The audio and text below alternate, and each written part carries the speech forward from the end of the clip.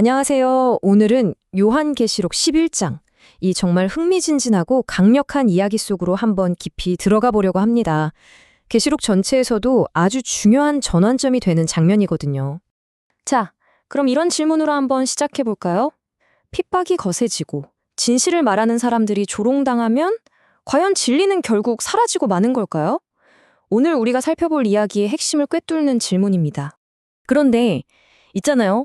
요한계시록 11장은 이 질문에 대해서 아주 단호하게 아니라고 대답합니다. 결론부터 딱 정해놓고 시작하는 거죠. 이 이야기는 결국 역경을 이겨내는 승리의 서사라는 겁니다.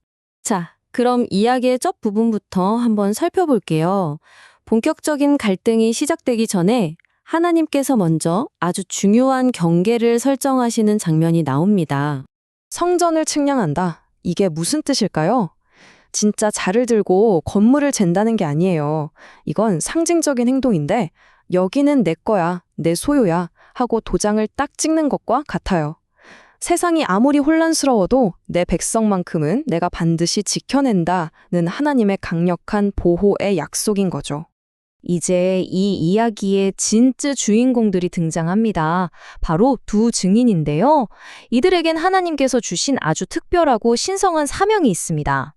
이 증인들의 특징을 좀 보세요. 정체는 보통 교회나 성도 전체를 상징한다고 보고요. 이들이 입은 굵은 베옷은 회개를 촉구하는 메시지를 담고 있죠. 근데 이들의 능력이 정말 대단해요. 비를 막고 물을 피로 바꾸고 이거 어디서 많이 들어보시지 않으셨어요? 맞아요. 바로 구약의 엘리야와 모세를 떠올리게 하잖아요. 그만큼 이들이 강력한 선지자적 권위를 가졌다는 걸 아주 명확하게 보여주는 겁니다. 여기서 아주 재미있는 대비가 나와요. 42개월, 그리고 1260일. 계산해보면 똑같은 기간이거든요. 근데 세상의 관점에서 보면 이건 핍박하고 자기들 마음대로 하는 권력의 시간, 42달이고요. 반대로 교회의 관점에서 보면 이건 신실하게 하나님의 사명을 감당하는 거룩한 시간 1261이에요. 같은 시간을 두고 이렇게나 바른 시각이 첨예하게 부딪히고 있는 거죠. 하지만 이들의 사명이 순탄하지만은 않습니다. 이제 이야기는 가장 어둡고 힘든 국면으로 접어들어요. 이 증인들이 거대한 적을 만나게 되거든요. 결국 이 증인들은 무적행으로부터 올라오는 짐승에게 패배하고 죽임을 당합니다. 진리가 잠시 침묵하고 모든 게 끝난 것처럼 보이는 그런 절망적인 순간이 찾아온 거죠.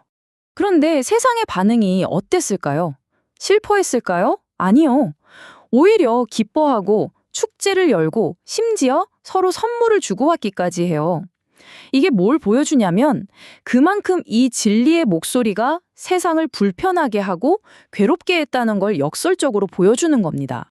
자, 이제 모두가 끝났다고 생각하는 바로 그 순간 정말 아무도 예상하지 못했던 대반전이 일어납니다. 이야기의 클라이맥스가 시작되는 거예요. 이 순서를 한번 보세요. 처음 사흘 동안은 시신이 길거리에 그대로 방치돼요. 일종의 조롱거리로요. 그런데 3일 반이 지나는 순간 하나님에게서 생명의 기운이 들어가더니 이들이 벌떡 자기 발로 일어서는 겁니다. 그리고는 모두가 보는 앞에서 구름을 타고 하늘로 올라가 버려요. 정말 영화 같은 장면 아닌가요? 결과가 어땠을까요? 방금 전까지 축제를 벌이던 사람들이 이걸 보고는요, 엄청난 두려움에 휩싸입니다. 자신들의 상식을 뛰어넘는 도저히 이해할 수 없는 힘을 눈앞에서 목격했으니까요. 축제 분위기는 순식간에 공포로 뒤바뀌어 버립니다.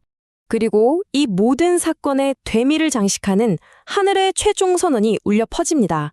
바로 7번째 나팔 소리와 함께 말이죠. 바로 이 선포입니다. 세상 나라가 우리 주와 그의 그리스도의 나라가 되어 그가 세세토록 왕 노릇하시리로다. 이게 바로 이 모든 이야기의 결론이에요. 하나님의 최종 승리를 만천하에 선언하는 거죠. 자, 그럼 이 마지막 나팔이 불면 구체적으로 어떤 일들이 일어나느냐? 하나님의 완전한 통치가 시작되고요. 심판의 시간이 오고 또 신실했던 사람들에게는 보상이 주어지죠.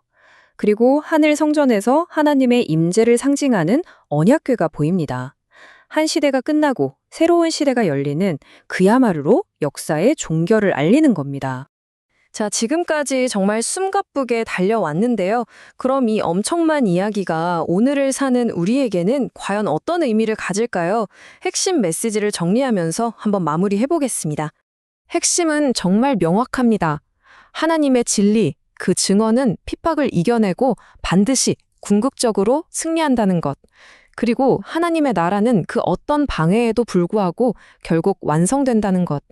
이것이 바로 요한계시록 11장이 우리에게 주는 흔들리지 않는 희망의 메시지입니다.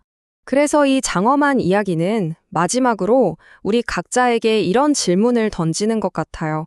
나는 지금 어디에 시선을 두고 살고 있는가?